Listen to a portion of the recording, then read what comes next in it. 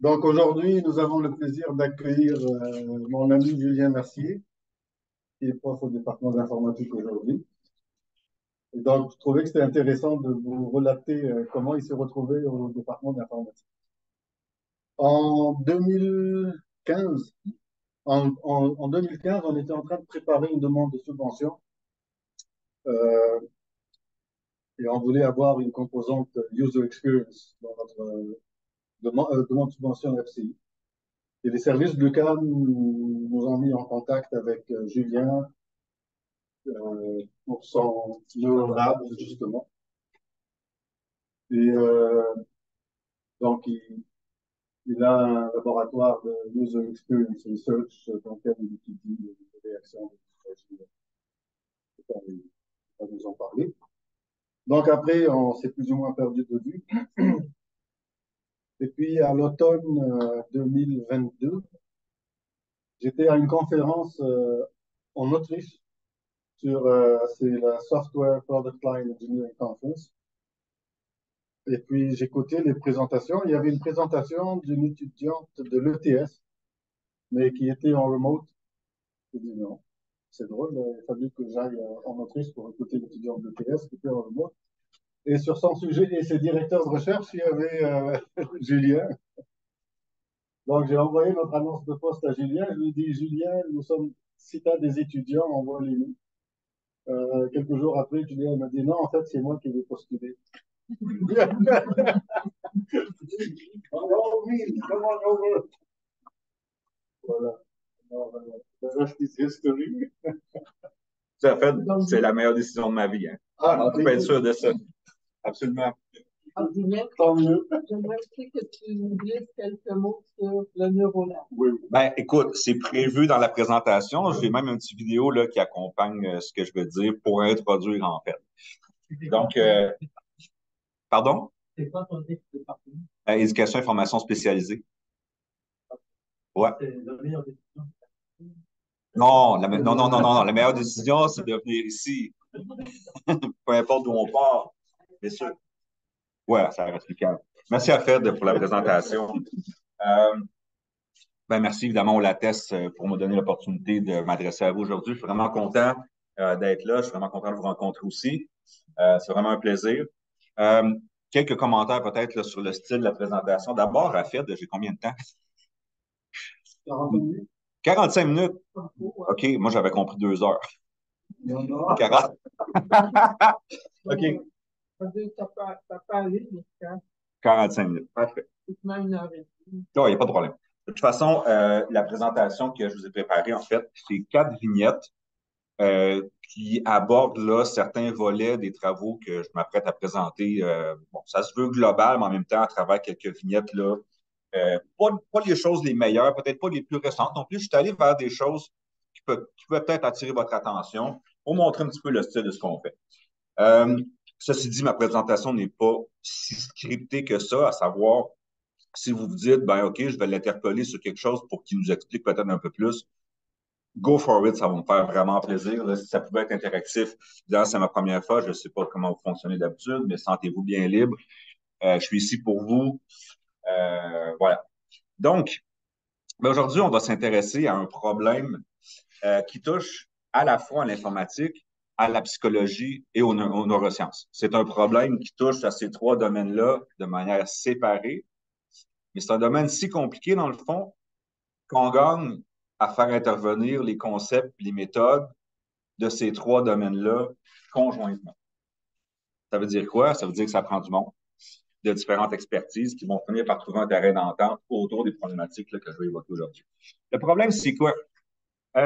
Ça tombe sous le sens que la plupart de ce que les êtres humains font au quotidien, que ce soit pour se divertir, pour travailler, pour communiquer, pour avoir une famille, peu importe quoi, euh, ça présuppose une succession d'événements au, au, au cœur de cette personne-là, je vais dire comme ça.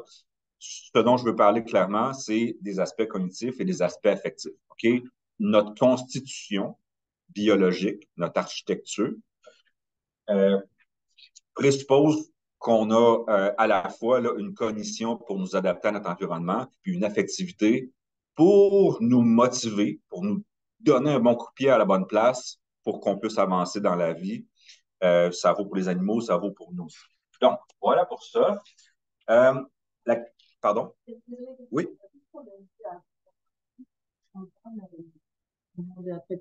C'est pas plus grave que ça. Ça m'embête pas. Donc, ces deux aspects-là, en fait, j'étais un petit peu interrompu.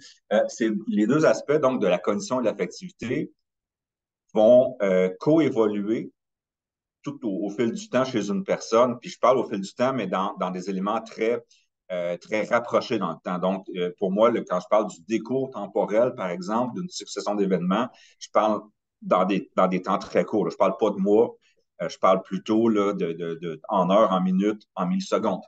Je vais être plus clair là-dessus dans quelques instants. Donc, le problème qu'on a, sachant que pour expliquer le comportement d'une personne et éventuellement comment cette personne-là va se comporter avec d'autres gens d'interaction, puis comment cette personne-là va se comporter en interaction avec une machine, par exemple. J'enseigne l'interaction avec les machines, donc je viens nécessairement. Ben, pour expliquer et prédire, en fait, les comportements et les réactions de cet humain-là dans des circonstances interactives, on présume qu'on a besoin de toute l'information nécessaire pour voir à chaque instant, le plus finement possible, c'est quoi l'état de cette personne-là en termes cognitifs et en termes affectifs. Ça fait-tu du sens? Pas de réponse. Ça doit vouloir dire. Donc, c'est sûr que cette approche-là, qu'on va appeler les mesures en temps réel de l'affectivité et de la cognition, c'est une approche extrêmement nouvelle qui date je dis extrêmement, peut-être un peu fort, ça date d'une dizaine d'années. On a été parmi les précurseurs de l'affaire, à travers notamment une préoccupation importante dans la définition de ce qu'on mesure. Donc, vraiment, avec une dominante psychologique. Moi, j'arrive des sciences cognitives, surtout de la psycho.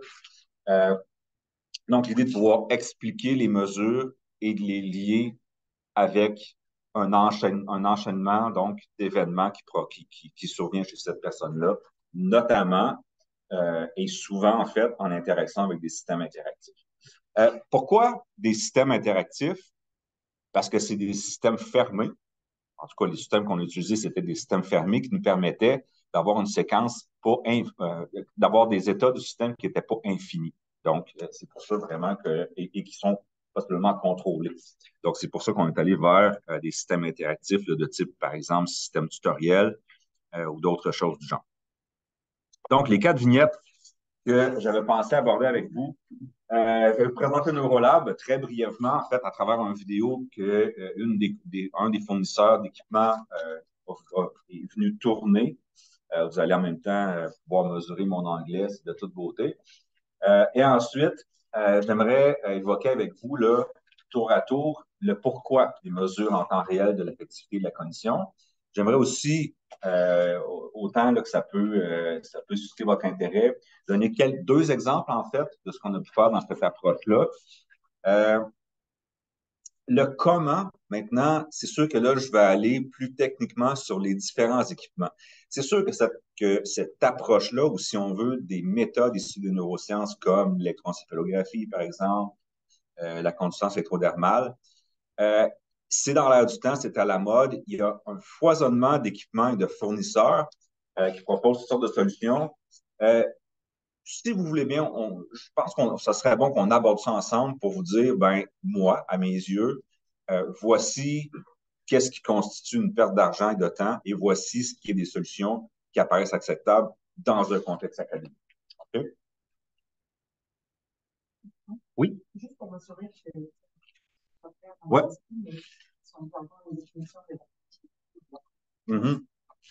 Ben, la cognition, c'est toutes les opérations mentales qu'on doit faire pour réaliser une tâche de type cognitif. Ça veut dire quoi? Ça veut dire programmer en Java, c'en est une. Parler, c'en est une autre. Interagir avec quelqu'un dans un jeu vidéo en ligne, par exemple, c'en est une autre. L'affectivité, on pourrait faire une adéquation très brute en parlant des émotions, par exemple. C'est là-dessus que je vais insister aujourd'hui. OK? Donc, je vous propose une petite vidéo qui est très court et qui va vous illustrer, en fait, là, dans quel univers on opère en termes d'équipement.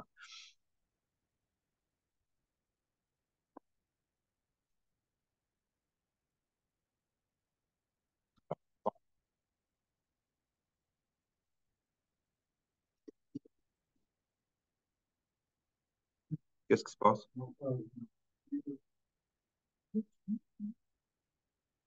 Je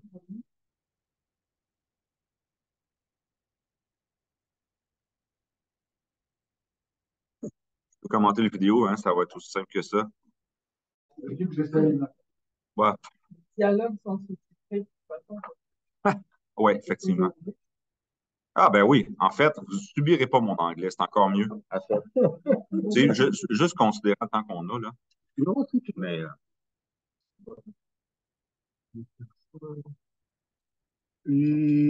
Attends,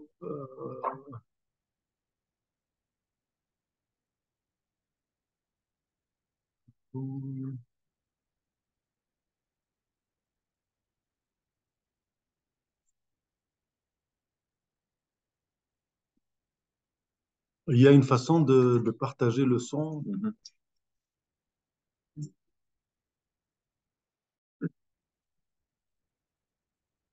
Share sound. Bien, on va essayer ça. Ah,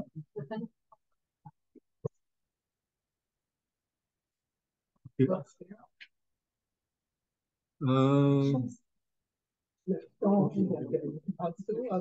Ah, oui, oui, stop share, ok. Ah, je me vois dedans. Là, ce serait, ok. Pourquoi sur quoi? c'est sur YouTube, c'est une vidéo YouTube. Ah oui, ok, OK, oui. et là, ça donne. Tu penses? Ah, à ce moment-là, peut-être que. Ah, donc le problème avec la vidéo, c'est bizarre. Est-ce que ça va où? Ah non, ça c'est le power supply.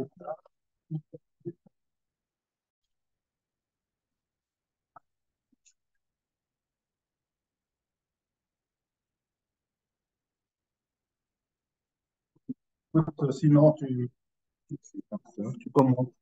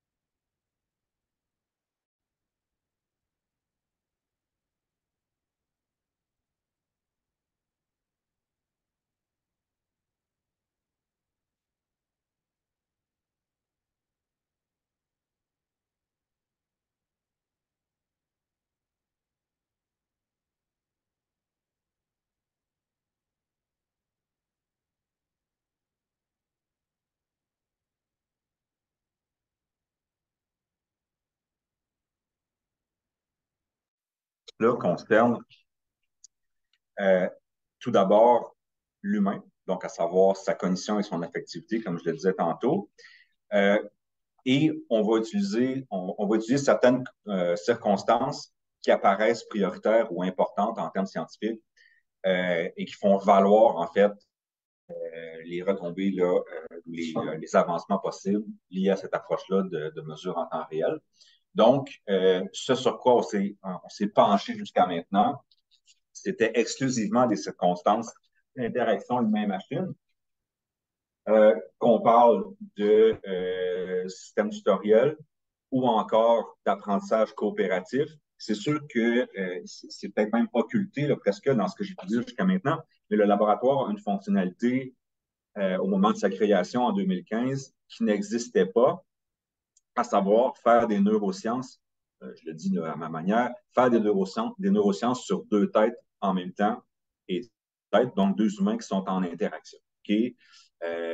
C'était la nouveauté et ça s'avère non reproduit à ce moment-ci, là, ou du moins avec la qualité de l'équipement dont on dispose dans ces installations. On a aussi fait des projets, par exemple, sur des aspects plus ludiques. On a travaillé sur la première heure dans un jeu vidéo, puis ça fait partie notamment d'un des exemples que je voudrais aborder avec vous si ça vous tente. Oui. Ça bouge pas. Oui, c'est ça.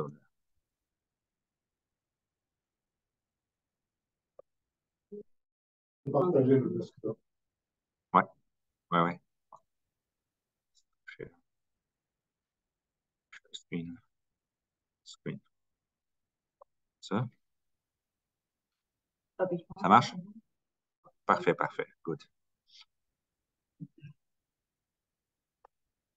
Comme ça, à ce moment-là. Good, good, good. Parfait.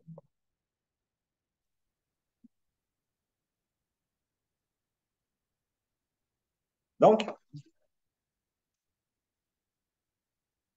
évidemment, quand on prend le problème du point de vue des sciences cognitives, donc dans une optique où les retombées scientifiques vont concerner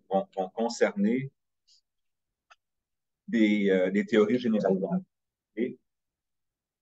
Qui est différente en fait d'une méthode propre à l'ingénierie où, dans le fond, le prototype fonctionnel fait office de preuve que ça fonctionne. Alors, plus du côté psychologie, si on veut, ben, c'est le cumul de preuves scientifiques généralisables qui amène une certaine valeur là, aux retombées de la recherche. Donc, c'est plutôt de ce côté-là où je vous amène, en fait. Alors, un peu comme je disais tantôt, je vais aller vite pour ne pas être redondant par rapport à ce que j'ai dit en introduction. Ben, la performance humaine, peu importe ce qu'on fait, ça implique des variations constantes au plan de notre activité cognitive et au plan de notre affectivité.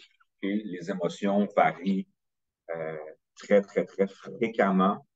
Je vais dire à chaque instant, si vous me permettez de tourner des coins ronds.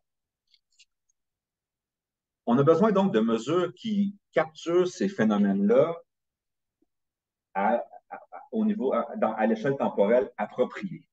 Puis là, c'est super important qu'on s'entende sur une chose, sur le fait que ce qu'on veut, dans le fond, capturer comme il faut, c'est, j'ai mis le terme en anglais, rate of change. Okay? C'est vraiment cette idée que un phénomène donné va varier dans le temps et on veut capturer l'ensemble de cette variation-là avec l'échantillonnage temporel qui s'impose pour bien comprendre l'évolution de ce phénomène-là dans le temps. L'autre chose, pourquoi on doit aller vers des méthodes qui proviennent de neurosciences, c'est parce que ces mesures-là de l'affectivité et de la cognition, elles peuvent être disponibles. On peut toujours demander à quelqu'un à travers un questionnaire ou peu importe comment, de lui demander c'est quoi ses émotions à un moment donné, ou faire un protocole à voix haute où il va verbaliser les opérations cognitives qu'il fait tout au long d'une tâche. Mais ça demeure intrusif et ça demeure incomplet aussi. Pensons au fait qu'on demande à un participant dans une tâche ben, OK, parle-moi de tes émotions, ou en tout cas, tu mesures les émotions à un moment donné. Ben, les émotions changent, je vais dire à chaque instant, je reviens là-dessus. Tu ne vas pas passer un questionnaire 10 fois par seconde, ça ne fait aucun sens. Okay? Donc, c'est dans ce sens-là que l'idée de rate of change devient absolument impossible à appliquer dans un contexte de mesure auto-rapportée, par exemple. L'autre chose, c'est d'avoir des mesures objectives qui seraient à l'abri du fait qu'un participant peut choisir de moduler ses réponses quand on l'interroge à travers des mesures auto-rapportées. Donc, quelques mots sur les principes derrière l'approche. L'idée derrière la plausibilité scientifique de faire dire beaucoup de choses au plan phénoménologique, si on veut, au plan de ce qu'on entend par la cognition et l'affectivité. C'est des phénomènes très complexes.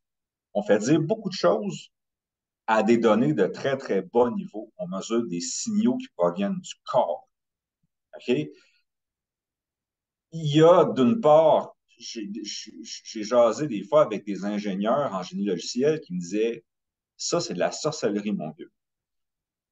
D'autre part, tu jases avec des scientifiques qui font de la recherche fondamentale en sciences cognitives, puis qui disent tu es dans un paradigme tellement loin des expérimentations classiques en psychologie qu'on ne peut pas beaucoup accorder de crédit à ce que tu nous racontes.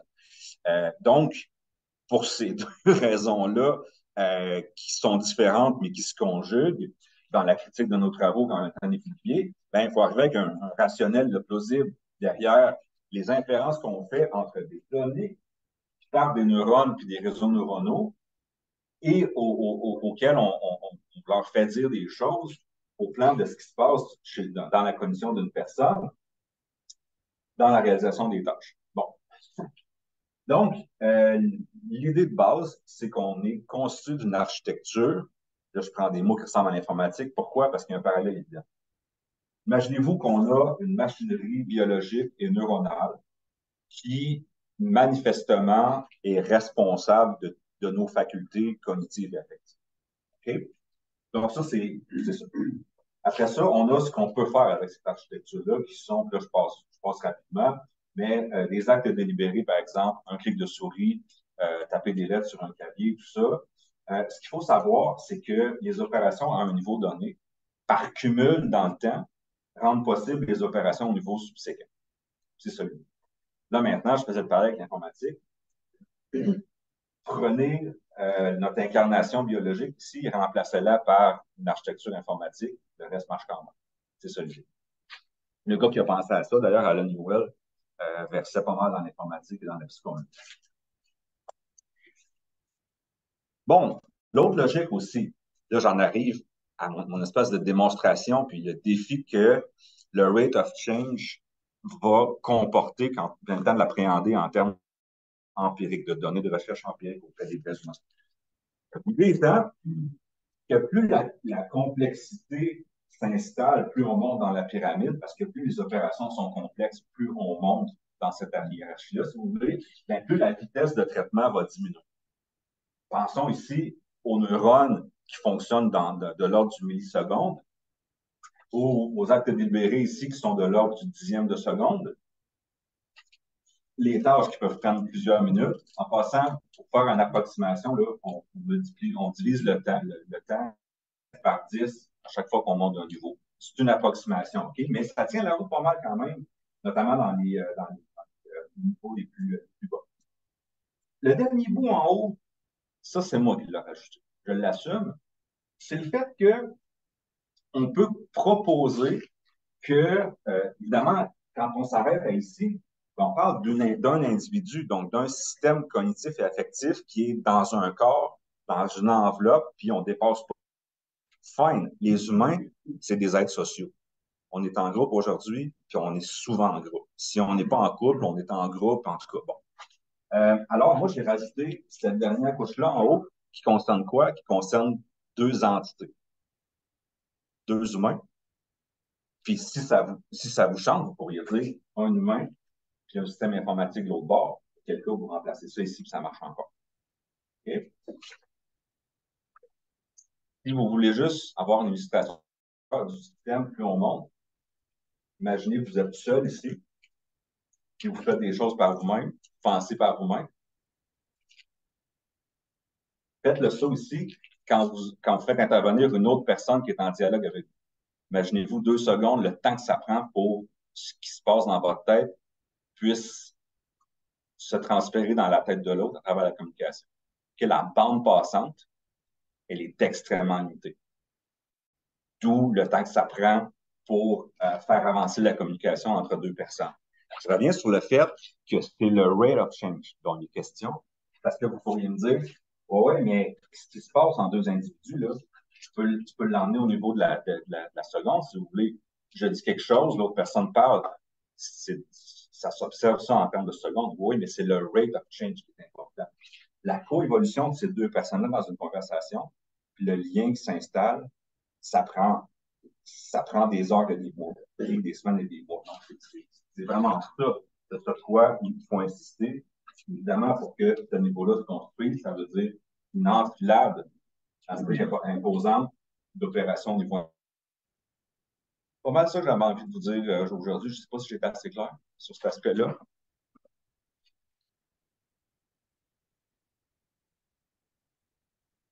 Ouais.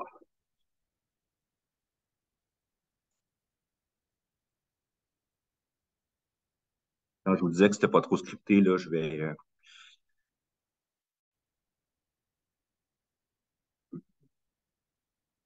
Bon, je vais introduire le premier exemple que j'aimerais discuter avec vous. C'est sûr que là, vous voyez un petit peu où je m'en vais en termes de démonstration et de pertinence que c'est possible de mesurer l'humain vraiment finement dans le temps. Aussi finement dans le temps que nécessaire pour capturer toutes les variations du phénomène. Et ça, en soi, ça apportera absolument rien. Autrement dit, avoir une série temporelle de mesures dans le temps, fine. La seule affaire que tu peux faire avec ça, c'est d'établir empiriquement, en fait, le rate of change de ton phénomène. Ce que tu as besoin, notamment quand tu t'intéresses à l'interaction humain-machine, ben, c'est d'avoir une caractérisation du contexte de la personne, ce que la personne fait en termes de comportement ou encore ce avec quoi elle interagit, si c'est un autre humain ou un système quelconque ou un environnement de travail, peu importe. Alors, rien ne sert d'avoir des mesures très fines de ton humain si tu n'as pas des mesures assez fines du contexte dans lequel il évolue. Pour ça, encore une fois, qu'un système comme le système tutoriel ou un système informatique, c'est super. Pourquoi? Parce que ces systèmes-là vont te permettre d'avoir un log de ce qui se passe avec. Bonne idée. Très bonne idée. Ce qu'on a pour le moment, nous, c'est des mesures qui tournent de l'ordre de la seconde. Okay? Juste pour vous donner une idée claire de ce qu'on fait. Une tâche d'apprentissage, par exemple, dans une tâche en physique, ça peut prendre 2 heures pour avoir des résultats là, qui amènent un certain apprentissage qu'on pourra mesurer. Donc, 2 heures en seconde, ça fait 5000 quelques points de données, si vous voulez. Puis c'est ça qu'on essaie de croiser avec la séquence de comportement que la personne fait là, pour finir par apprendre une notion qu'on lui propose. Donc, un exemple de modélisation du contexte qui permet de lier ce que l'humain fait avec comment il se comporte au plan cognitif et affectif, ben, c'est les jeux vidéo. On a étudié avec Ubisoft le jeu Far Cry, probablement que ça vous dit quelque chose. Mes étudiants, hier, me disaient qu'ils n'avaient pas vraiment le temps de jouer à des jeux vidéo. Là. Ah ouais?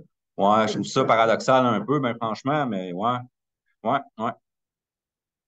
Donc, ce qui est le fun avec ce type de jeu-là, c'est que peut-être que vous le saviez, peut-être que vous ne le saviez pas, mais il y a ce qu'on appelle de la télémétrie dans ces jeux-là où Ubisoft recueille en temps presque réel ce qui se passe dans le jeu. Donc, évidemment, tout ce qui est de l'ordre du contexte du jeu et le comportement du joueur dans le jeu 2 fois par seconde. Okay? Fait que ça nous donne, si vous faites là, le calcul de ce que je vous dis tantôt, on a des mesures de notre humain 1 fois par seconde, comment il se sent à chaque seconde au plan de certains aspects de ses émotions, puis au plan de certains aspects de sa cognition. Puis, on a ce qu'il fait dans le jeu 2 fois par seconde. Là, on commence à être en business.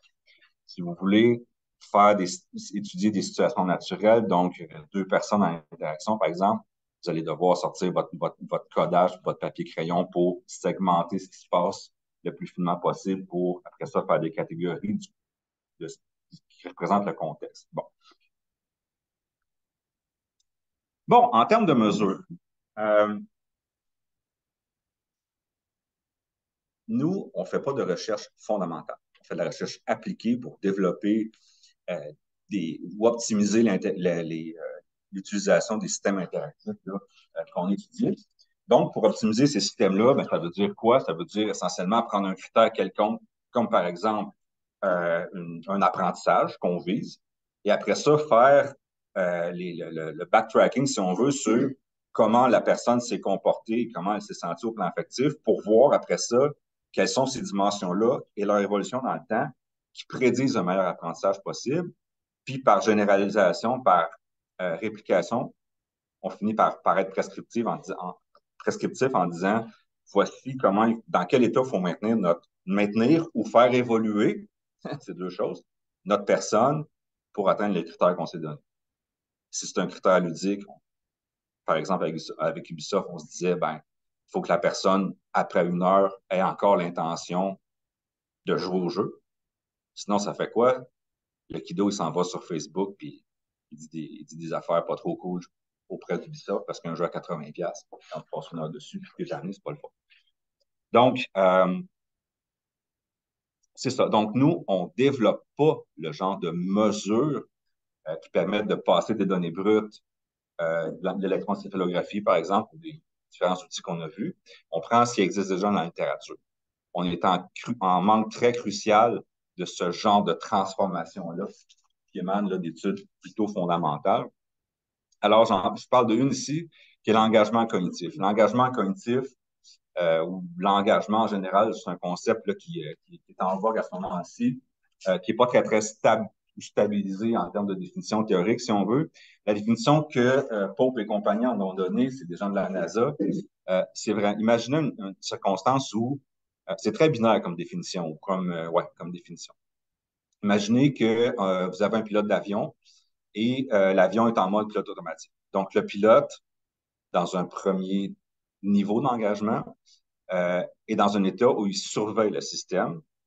Puis tant que le système roule, la personne reste dans cet état de surveillance. L'autre côté de ce phénomène binaire, si on veut, on a le cas où il y a une lumière rouge qui se met à flasher. Si c'est une centrale nucléaire, OK. Si c'est un avion, OK. Pensez à tout ce genre de circonstances-là, de surveillance. Là, la personne tombe dans l'autre pôle de l'engagement où il tombe en recherche de solutions actives et pressantes. OK? Donc, c'est un peu ça que le calcul, la transformation des données qu'on a là va mesurer. Voilà.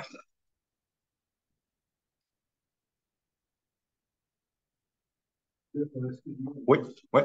Les quatre Ouais. points, Ouais. OK. Ben, ouais. Là, je commence à être nerveux sur le temps. Là. J'ai combien de temps? Ouais. Ouais. En avant, c'est le Ouais. lobe frontal, c'est la cognition, puis Ouais. en arrière, c'est les émotions.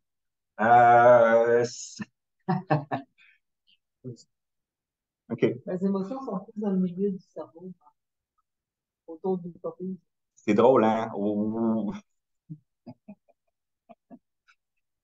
Je vais prendre un grand respire avant de réagir à ce que tu dis, OK? Je vais juste commencer par expliquer ça. Puis après ça, il faut vraiment nuancer. Il faut vraiment nuancer. Puis il y a les neurosciences qui se sont faites, puis il y a les neurosciences qui vont se faire. Puis ça a l'air d'être bien beau en IRM, hein, puis ça coûte cher, puis là. Il y a loin de la coupe aux lèvres dans ce qu'on sait sur le cerveau par rapport à ce qu'on pense qu'il fait. OK? Puis il y a une évolution méthodologique actuellement qui est très importante. Je vais juste vous raconter ça. Je vais répondre à la question. Je vous avais demandé justement de me dire ce qui vous intéressait. Donc là, ce qu'on a ici, c'est on a un nez en haut. Donc la personne est comme ça sur le diagramme. Donc oreille droite, oreille gauche, vue du dessus. Ici, on a l'électrode centrale qui est vraiment au milieu de la tête dans les deux axes. OK? Ce positionnement d'électrode-là, il est standardisé. Les équipements de bonne qualité garantissent le fait que l'électrode qui est centrale là, qui a un nom qui s'appelle CZ, OK, elle est toujours au même endroit. Là, vous allez me dire, ouais, mais les boîtes crâniennes des différents individus ne sont pas toutes pareilles. Non, c'est une limite. Mais quand même, le positionnement du bonnet d'électrode sur une tête, quand c'est un système de bonne qualité, ben, renvoie à ce positionnement. Donc, ce qu'on fait dans ce cas-ci, c'est relativement symétrique l'affaire, c'est qu'on prend des électrodes relativement frontales, si vous voulez, qui sont ici, avec deux autres qui sont très loin derrière, ici. Et c'est une transformation de Fourier, là. Je pense que vous connaissez ces détails-là beaucoup plus que moi. Donc, c'est un rapport de puissance dans des bandes de fréquences données. Essentiellement, c'est ça le calcul. Avec une sliding window là, de 20 secondes, ça donne, et la fenêtre se déplace d'une seconde à chaque fois, donc ça donne ultimement un point par seconde. Je reviens à mon fameux un point donné par seconde que j'évoquais. Ouais. Bon, la question de. La question de. Ouais. Je ne vais pas comprendre les nuances. Bon. La question là, des fonctions cérébrales et de comment, où elles sont dans le cerveau.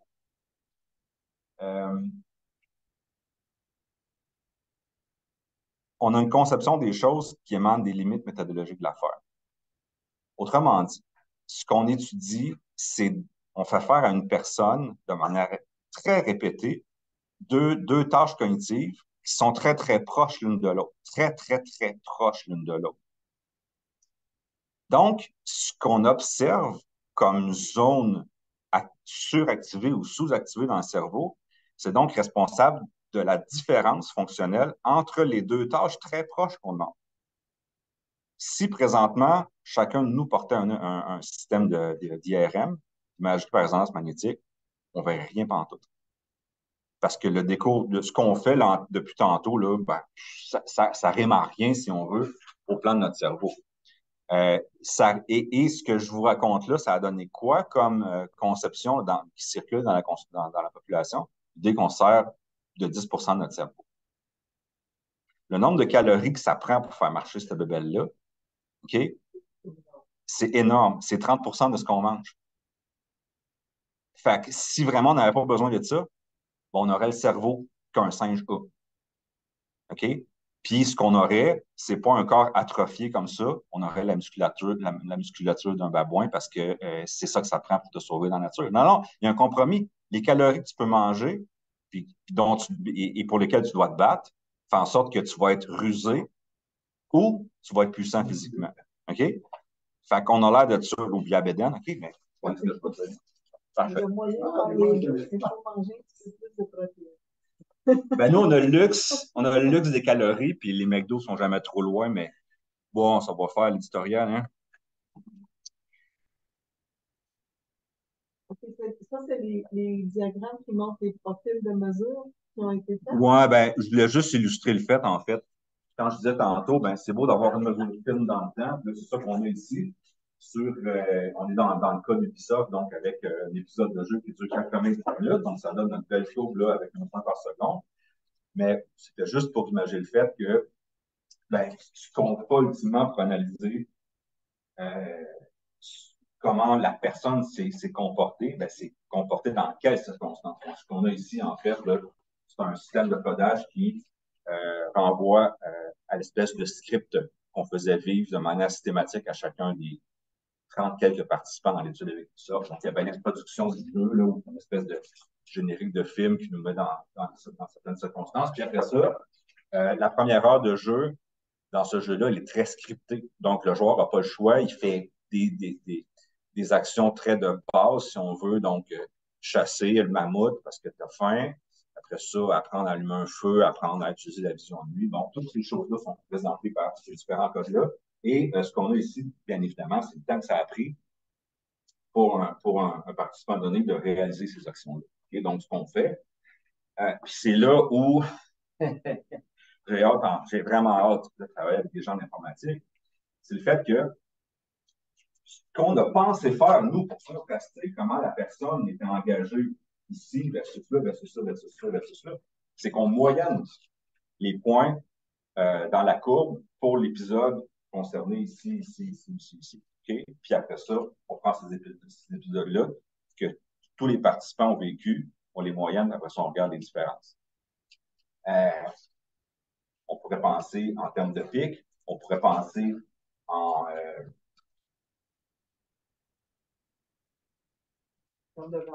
termes de variance, exactement, à quel point la courbe varie. Ça, c'est une chose qu'on a trouvé. On était capable de parce qu'au terme de l'expérience, puis là, bon, j'improvise un petit peu ce que j'avais pensé, mais jason de ça.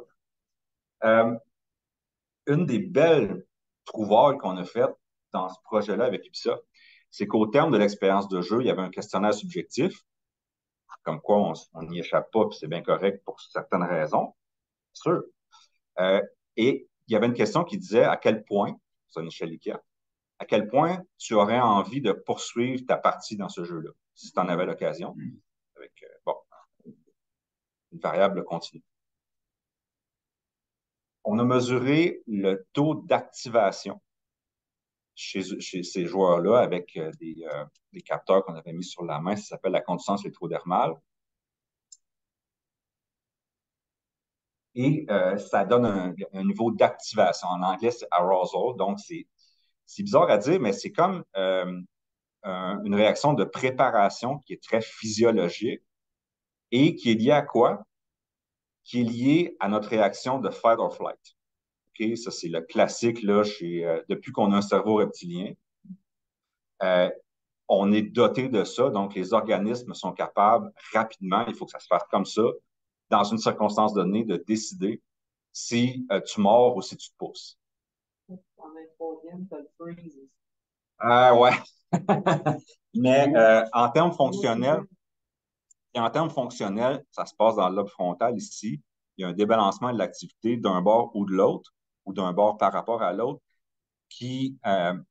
à partir de laquelle on peut inférer si c'est une réponse de fight ou de flight. Okay? Donc, je reviens à ce qu'on a pu trouver pour expliquer le désir de continuer à jouer à nouveau. On s'est dit, OK, c'est-tu un niveau quelconque d'arousal que le joueur doit maintenir sur 90 minutes qui va prédire son envie de continuer à jouer? Zéro. On s'est dit, y a-tu un niveau acceptable quelconque? Non, ça n'a pas marché. Ce qui prédisait le mieux, c'est quoi? C'est la quantité de variation. Je ne sais pas si j'ai le bon terme, là, mais la quantité de variation dans cette courbe-là. Donc, on calculait la pente instantanée, qu'on additionnait quelque chose de même. Okay. Là, je vérifie, mon souvenir n'est pas aussi clair. Et donc, cette quantité de variation-là de la l'arousal, c'était ça qui prédisait. Donc, c'est pour vous dire, on a des données, quand faut-il savoir les appréhender puis faire les transformations qui s'imposent pour, après ça, avoir des résultats.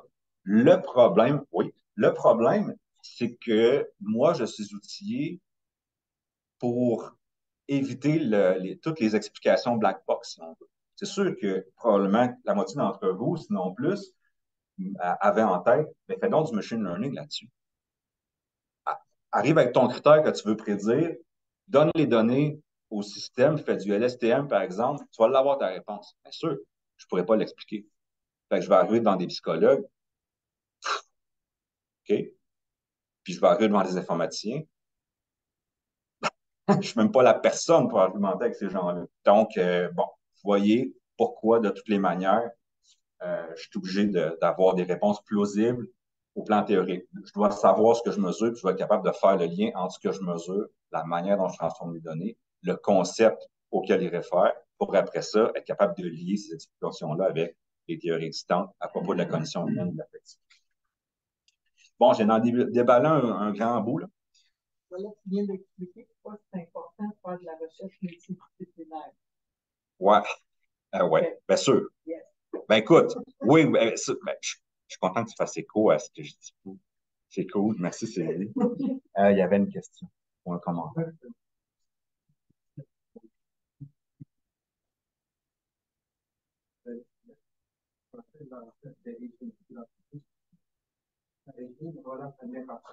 Ouais. Ouais. Ouais. On a déjà fait moi, j'ai été de façon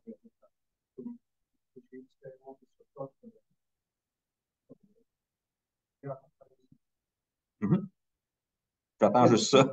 Ça fait longtemps.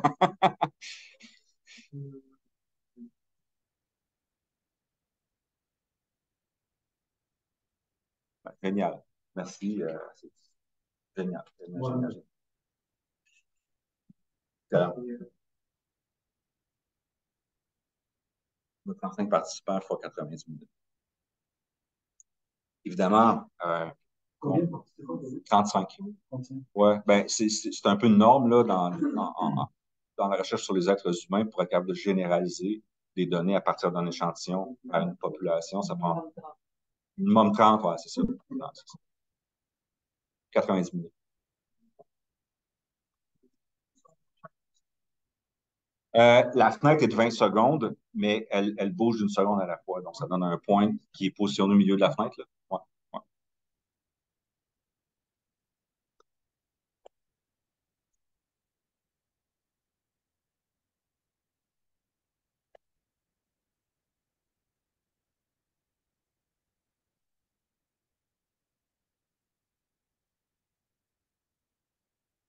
Bon, je vous montre une illustration de ce qu'on a pu faire. Ce que je disais tantôt, que la raison d'être du labo, c'était vraiment cette possibilité de mesurer chez deux personnes en interaction. Donc, ce qu'on a fait, c'est un peu ce qui était raconté dans la vidéo tantôt d'introduction, où l'idée, c'est qu'on avait un joueur actif et un témoin. Les écrans sont complètement synchronisés, OK? Fait que les deux voient la même chose en même temps. Et il y a un des deux joueurs qui joue à un jeu, c'est une simulation qui vise à faire apprendre les lois de Newton, qui est la mécanique, tout ça. Une chose qu'on a faite, on s'est dit, ben OK, qu'est-ce que ça donne en termes d'apprentissage, le fait de jouer au jeu, ou d'être un bystander, donc un témoin, à qui on donne à voir très exactement ce que l'autre fait, mais sur lequel l'autre ne peut pas intervenir du tout, ne fait pas parler, ne fait pas rien faire. Puis là, vous allez me dire, hey, ça, c'est de l'interaction. Hein. On a commencé comme ça, c'était assez compliqué, merci. Donc, on est allé avec un contraste assez évident où toi, tu joues, tu es actif, toi, tu es témoin. Bon, on a eu un CRSH récemment. Là, on va faire justement la possibilité de moduler. Puis l'échantillon qu'on va prendre, une cinquantaine de diades, va compléter les données qu'on a actuellement sur 46 diades environ. Ça va faire un pas pire échantillon, ça va être le fun. Donc, où je veux vous emmener dans l'illustration actuelle, qui est un multiple volet, c'est on peut faire beaucoup de data mining avec ce genre de données-là. Donc, tu fais un projet, ça te coûte 200 000. Après ça, tu peux avoir des étudiants de doc comme tu veux pour faire du data mining là-dedans. Actuellement, c'est ça qu'on fait, là, puis c'est vraiment chouette. Donc, juste beaucoup de choses à faire. Ce qui était curieux, si on se prépare à ce que je vous ai montré tantôt, l'espèce de hiérarchie, l'espèce de pyramide où on avait en haut deux personnes qui peuvent être considérées comme un système fermé. OK? Donc, où l'activité de l'un influence l'activité de l'autre et réciproquement. Donc, ce qu'on a fait, on s'est dit, y a-t-il une espèce de contagion de l'affectivité de l'une personne dans la diade versus la deuxième? Donc, ce qu'on a fait, c'est qu'on a fait une série temporelle de la l'arousal, le même concept que j'évoquais tantôt, qu'on a fait, qu'on a associé, si on veut, à une espèce de concept très général, là, on a appelé emotional processing. Sans qualifier les émotions, sans qualifier si c'était des émotions positives ou négatives, on s'est dit l'arousal, cette espèce de réponse de préparation qu'on mesure avec les électrodes sur la main, wow, ça doit être une indication assez générale de l'intensité émotionnelle. That's it. OK? Vous allez me dire, wow, hey, boy. Pas le temps de déballer les détails. Okay? Donc, on s'est dit, y a-t-il une contagion possible? Regardons ce que ça donne.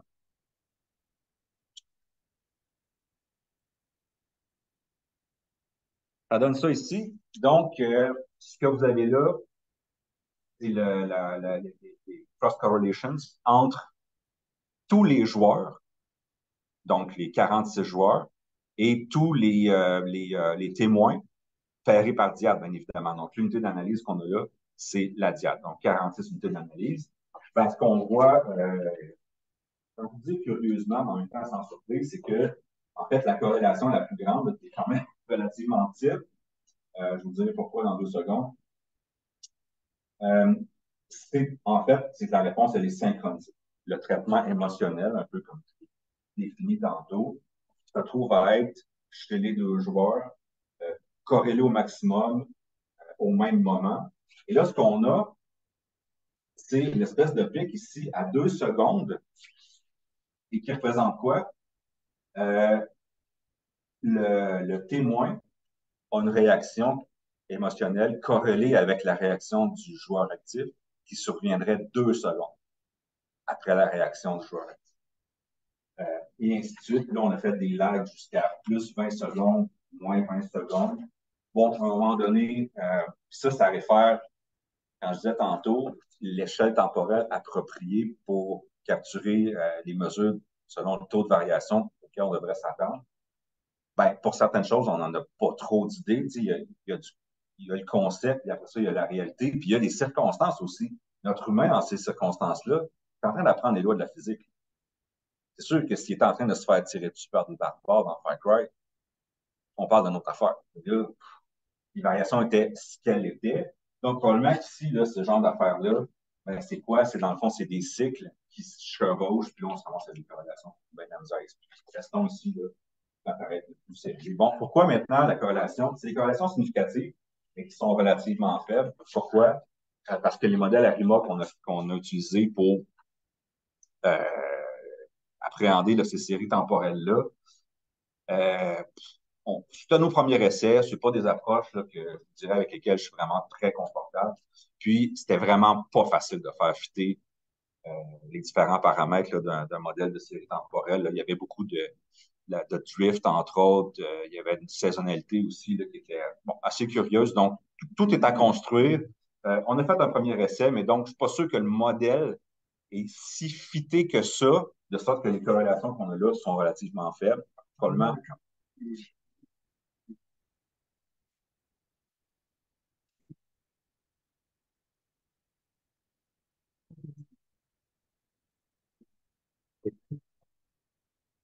OK. Fait que j'aurais raison de dire que les corrélations sont probablement sous-estimées. Bon, OK. Ouais, ouais, ouais, ouais, ouais. Fait que je pense que ce que je viens d'essayer de dire en toute transparence, c'est que, bon, il y a du développement à faire dans des approches là où actuellement on n'est pas parvenu à être complètement convaincant là-dedans. Euh, je m'apprête à conclure.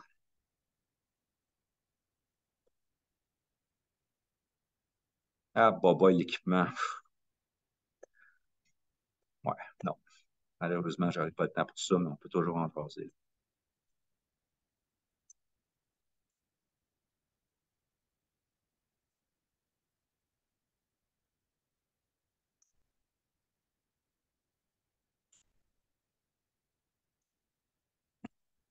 Il manquait de frein, là, j'étais arrivé à...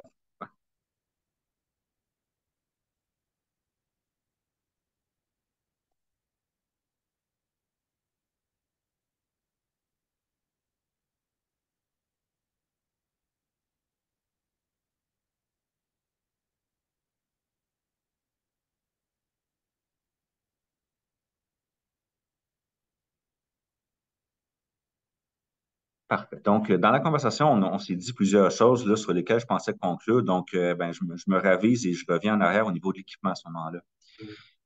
Ça a de l'allure? Parfait, parfait, parfait.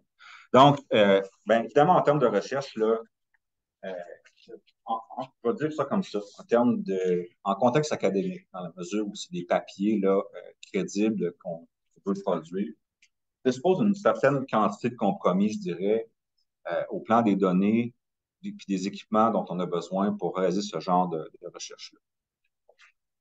Donc, il y a une chose qui est certaine, c'est que ça nous prend vraiment des données de bonne qualité. Pourquoi? Parce que si on considère en plus que les paradigmes méthodologiques qu'on va appliquer à ces données-là sont loin d'être les paradigmes classiques, comme on retrouve dans le pavillon à côté chez nos collègues là en neuropsy, là,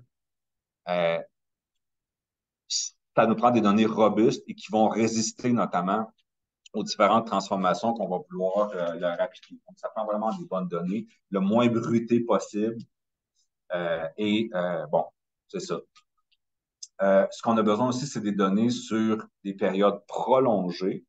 Pourquoi? Parce que généralement, les circonstances en recherche appliquée qui vont nous intéresser, ils s'étirent dans le temps. Comment les gens travaillent ensemble, comment ils collaborent, comment ils utilisent un système interactif quelconque. Ça prend du temps. Et donc, ces activités signifiantes-là se déroulent sur des périodes prolongées et ça prend des données sur toutes ces périodes-là. Il y a des systèmes qui sont bons pour ça, il y a des systèmes qui sont absolument moins bons pour ça. On a besoin de données interprétables. Je dis on, mais c'est quand on insiste plutôt sur le côté démonstration théorique que méthode un peu plus engineering, si on veut. Puis on a besoin d'intégrer ces différents types de données-là. Donc, parfait. On a essayé au fil des années plusieurs types d'équipements dont on dispose encore. Puis, ça, c'est juste l'expérience. Okay? C'est un peu mon expérience que je raconte, mais quand même une expérience que j'ai confrontée là, avec d'autres gens qui font ce genre d'affaires-là. Donc, on a des systèmes de type émotif, là, mais c'est juste un digne représentant parmi d'autres. C'est des kits à 500$. Okay? Vous pouvez commander sur Internet. Nous autres, on l'appelle la pieuvre parce que, en fond, comme nous, c'est des systèmes ici avec quelques électrodes de chaque côté. Ça nous mord la tête, là. C'est vraiment, on se sent dans Alien quand on met ça. C'est assez inconfortable. Deux problèmes. Un, les électrodes, puis le contact avec la peau. Le liquide, le conducteur qui favorise le contact entre l'électrode puis la peau, donc passer à travers les cheveux. C'est de la solution saline pour les verres de contact. Ouais. OK, c'est ça. Puis l'autre chose, c'est que ces broches-là, en plastique, si on veut, tu mets le casque sur la tête d'une personne, puis là, la pieuvre est placée de même. Là, tu bouges un petit peu, la pieuvre est placée de même. En tout cas, tu peux faire ce que tu veux avec ça. Puis, en tout cas, les données sont très mauvaises. Pourtant, si j'en parle explicitement, c'est que j'ai des connaissances, là, je parle par là des collègues et des gens là, qui travaillent dans le domaine, qui sont attirés par ce genre d'affaires-là en disant, moi, je vais en faire, j'ai pas trop de budget pour cet équipement-là, je vais prendre ça, je vais être correct. Perte de temps et perte d'argent. On perd notre temps avec ce genre d'équipement-là. Et l'autre chose aussi, c'est que si jamais vous vous avisez de demander une subvention sur la base d'une méthodologie comme ça, et que vous évoquez ce type d'équipement-là, ça ne passera pas. Peu importe où ça à terre, là, ça passera pas. Et ça, c'est sûr et certain.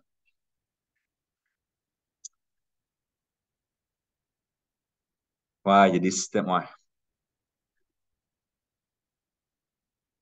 Bon, il y a des systèmes aussi comme ça, où dans le fond, ce qu'on fait, c'est qu'on plonge l'ensemble des électrodes dans une solution saline, on met une serviette sur les épaules de la personne parce que ça va dégoûter, puis là, on y arrange tout ça sur la tête. Le problème avec ce genre de système-là, c'est que ça sèche relativement rapidement, cette solution saline-là, de sorte que les données, au bout de 20 minutes, l'impédance, donc le contact entre l'électrode puis le scalp, est tellement mauvaise que les données se dégradent rapidement. Donc, c'est sûr que c'est super, ça marche très bien, à condition qu'on envisage des expérimentations relativement courtes, ce qui vient un peu contrevenir ou menacer l'aspect naturel ou authentique que j'évoquais tantôt, à savoir les circonstances généralement qui peuvent être intéressantes, se déroulent sur plus longtemps. Nous, typiquement, 90 minutes dans le cas du jeu vidéo, 2 heures dans le cas des systèmes d'apprentissage. Bon. C'est juste que le liquide, c'est pas le bon. Un liquide qui va. Ça, c'est une autre technologie avec des électrodes actives qui vont amplifier, en fait, le signal, d'une part, puis d'autre part, c'est du gel qui est vraiment plus résistant, qui va pas sécher du tout, là, même sur une période de 2 heures. Est-ce que vous fournissez le coiffeur ou à votre Oui. pour laver les cheveux après? Oui. En fait, ce qu'on a à fait, c'est peut-être bon, là. On est partenaire avec le centre sportif de l'UQAM. Puis c'est eux autres qui nous fournissent les serviettes puis qui les lavent après. Ah oui. Puis les gars, c'est encore pas pire, là. Mais les femmes, là, quand tu leur enlèves ça, là, c'est quelque chose. Fait qu'on leur dit, amène-toi une petite casquette. On leur fournit ce qu'il faut, les petits shampoings pour bébé, tout ça, mais bon.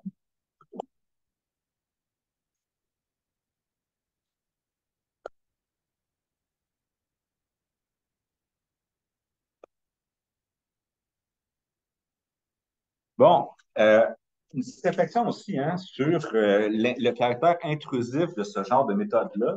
Ce qu'on a ici, c'est différents dispositifs pour mesurer le rythme cardiaque et une des mesures là, qui réfère beaucoup à certains aspects cognitifs, comme la charge cognitive, mettons, on pourrait appeler l'effort mental, si vous voulez, ou encore certains aspects affectifs, c'est la variation du rythme cardiaque. Okay? Et donc, ce qu'on a, nous, c'est des électrodes comme ça qui mesurent le signal électrique. Ce qui n'est pas pire avec le cœur, c'est que c'est le système électrique, un muscle, le plus puissant qu'on a dans notre corps. Ça veut dire quoi? Tu peux mettre des électrodes ici, tu vas pogner le cœur, le rapport signal-bruit débite. Tu peux te mettre un électrode sur le bout du nez, un autre sur le bout de ton gros orteil. Qu'est-ce que tu vas mesurer? Encore ton cœur. Fais ce que tu veux, ça ne marche pas. Okay? Là, si vous voyez, c'est un homme. Je serais mal à l'aise un peu avec des femmes. Mettons, ce qu'on leur dit, c'est installez-la vous-même. Ah, OK. C'est intrusif, ça. C'est intrusif, OK? Ce qu'on utilise par ailleurs, c'est la petite pincette ici qui va plutôt mesurer le blood flow, OK, dans un des doigts. C'est pas pire, c'est pas intrusif. Tu dis, bon, ouais, ton doigt, tout le monde va à l'urgence. J'ai vu ça, ça va. Problème, tu as les mains froides, ça cause les données. Nous, ce qu'on fait, pourquoi? Parce que l'électroencéphalographie, c'est très sensible au mouvement de la personne.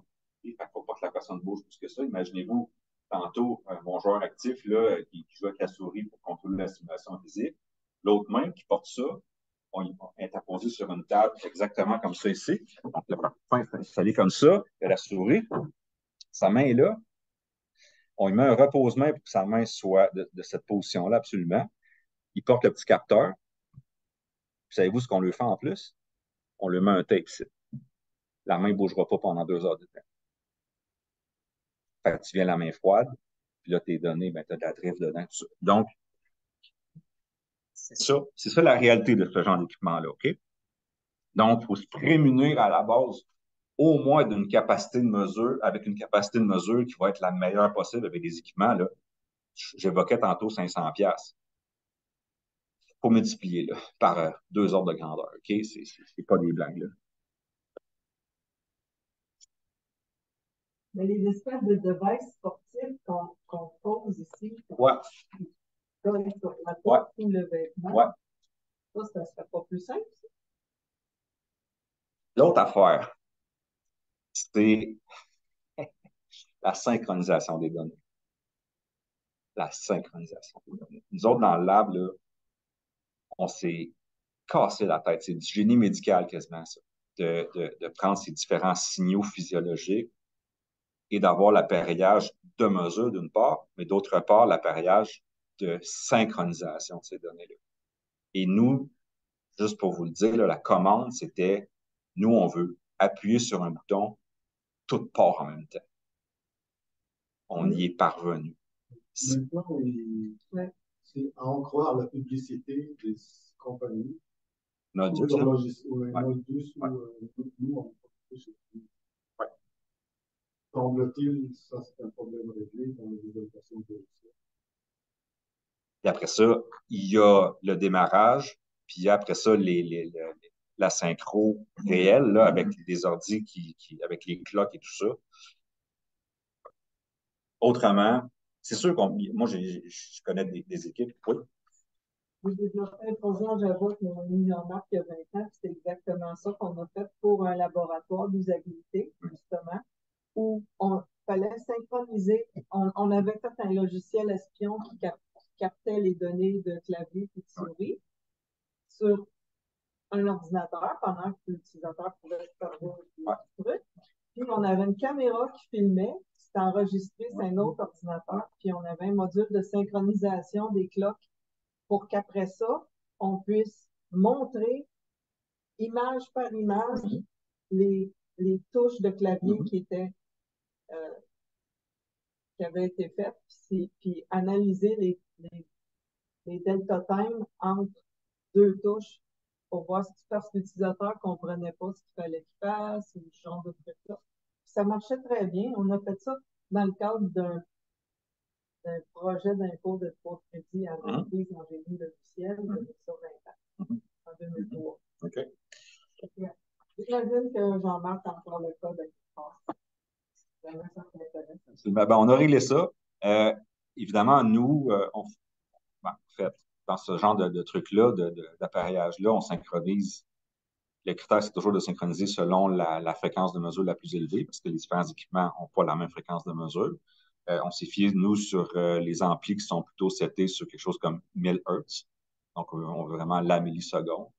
Puis, on y parvient, entre autres, avec les clocks des ordi, mais aussi, on a un système qui envoie des signaux TTL dans les différents signaux. Puis là, ça, on peut après ça les croiser. Ou en tout cas, on s'en sert beaucoup pour valider qu'il n'y a pas eu de drift quelconque, là, parce que sur 2 heures, il peut se passer bien des affaires à notre insu souvent. Ouais, c'est pas mal ça. Je vais terminer avec les systèmes de suivi oculaire où il y a deux types de suivi oculaire. C'est sûr qu'en réalité, c'est vraiment chouette d'avoir un système comme ça, solidaire avec un écran d'ordinateur qui permet donc de mesurer où le regard se porte dans le périmètre de l'écran. Vraiment chouette. Il y a aussi ces fameuses lunettes où finalement, ce qu'on va avoir, c'est, on a une petite caméra ici, donc qui filme le champ de vision. C'est une caméra grand angle qui filme le champ de vision. Le champ de vision, présentement, c'est ça. Donc, les lunettes filment ce champ de vision-là. Et on a un point rouge qui représente où l'œil gauche, sa mémoire est bonne, un des deux yeux, je pense que c'est le gauche, où le regard se porte dans ce champ de vision-là. Donc, ça me permettrait de voir qui je regarde là, pendant que je parle notamment. Ouais.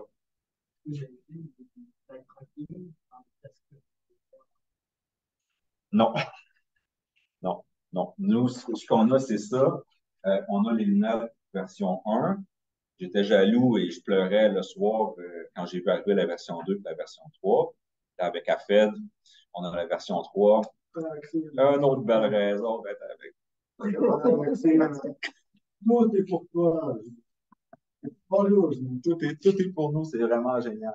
Donc, c'est ça que j'avais pensé vous raconter aujourd'hui. Écoutez, je suis toujours disponible là, et maintenant et plus tard, je serai toujours intéressé là, à ce qu'on puisse faire avancer ce genre de choses-là ou n'importe quoi qui peut vous être intéressant ou important.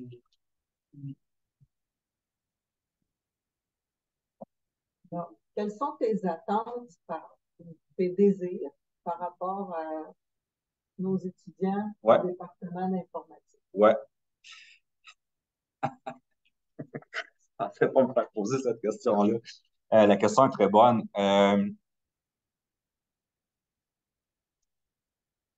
Comme je le disais, ces données-là sont extrêmement riches.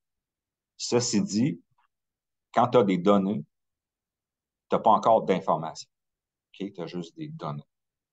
Donc, de transposer ces données-là en information et après ça, ou en tout cas, transformer cette information-là en concept qui réfère à une certaine réalité dans les champs scientifiques pertinents. Parlons d'IHM, parlons des modèles théoriques derrière ces domaines d'application-là. Moi, je serais preneur. Donc, j'ai vraiment besoin là, de personnes qui peuvent parvenir à faire ce double saut, si on veut, entre données, information et entre information puis concept. On a, la plupart des étudiants de la MIT on reçoit de la formation nécessaire pour faire des analyses de données massives, etc.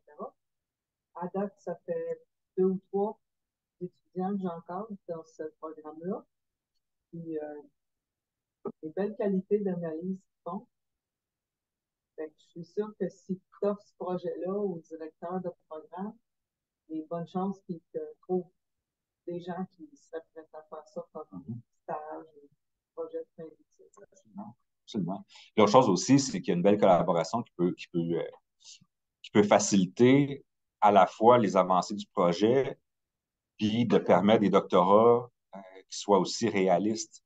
Parce qu'on s'entend que des collectes de données comme ça, là, ça se compte en 100 000 $. OK? facile pour avoir un échantillon qui fasse du sens. Donc, c'est sûr que dans des données comme ça, où un doc peut partir à travers du data mining, par exemple, ben, ces données-là, bon, sont, je vais dire, inépuisables si on veut. À un moment donné, il y a des limites à toujours puiser des données du même échantillon. Là, ça devient un peu bizarre, mais quand même, là, il y a des prétextes pour faire des choses relativement intéressantes. Et, ouais, ouais. Je sais pas si ça répond. Ben, donc, il faudrait que tu en parles avec Aziz Salah. Oui. On a pas mal de potentiel au département pour pouvoir te permettre de faire progresser ta recherche. Ça serait chouette. Et puis, ça pourrait donner envie à nos étudiants de poursuivre au doctorat après. C'est sûr. C'est un cadeau qu'on se fait, hein, doc. C'est sûr. Ouais. Des questions, commentaires?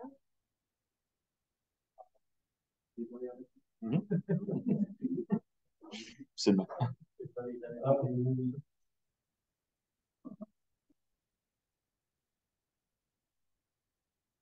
Plaisir. Ouais.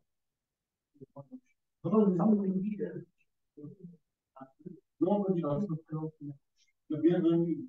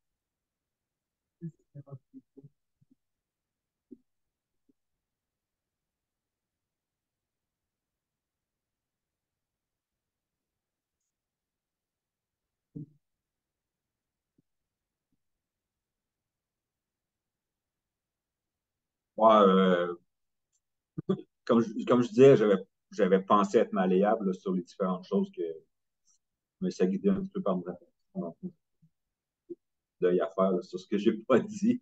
Je l'ai dit, peut-être pas dans l'ordre des diapos, mais je l'ai dit quand même. Donc, Nawel, l'Internet des objets, là, qui sont faits, hein, ça peut être intéressant.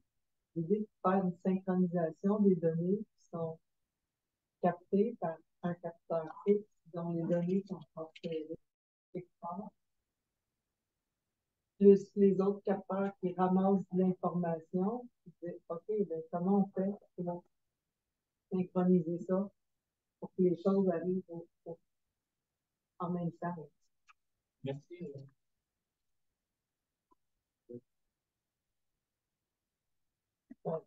En effet, la synchronisation des données, c'est une problématique.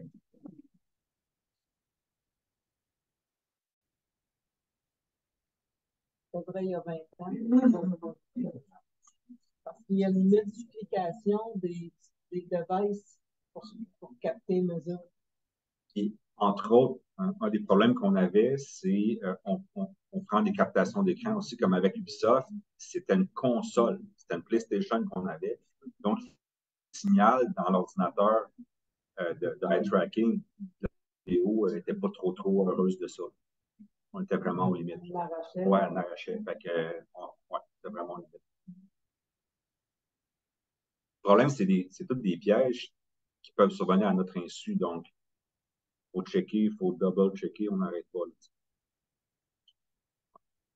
J'ai bien fait au moment de commander l'équipement et intervenir.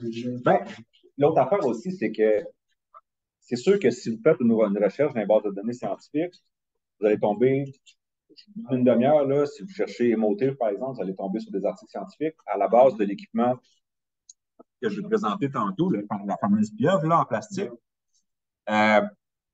J'ai des chums qui ont travaillé avec ça. Puis là, ils disent, bon, on a une échantillon de terre, voici ce que ça donne. Quand tu les rencontres en congrès, puis tu les connais, c'est des bons amis, ça fait 2 fois que tu les roules, 15 minutes. Puis là, ils se sentent à l'aise de te raconter. C'est plus que les amis Facebook. Là, tu leur dis, ouais, mais parle-moi donc de tes données pour vrai. Là, pas ce que tu as écrit dans ta méthode, mais pour vrai. Ouais, on a eu 50-60% de perte de données. Oui, parce que c'est ça. Fait que, il y a ça aussi. Là. Il y a ce qui est publié, puis il y a ce qui est épuré. Puis après ça, la réalité de la perte de temps de recueillir des données, puis de perdre des participants, tout ça. Non. Ouais. Merci beaucoup, Julie. Merci beaucoup pour l'invitation encore une fois. Merci.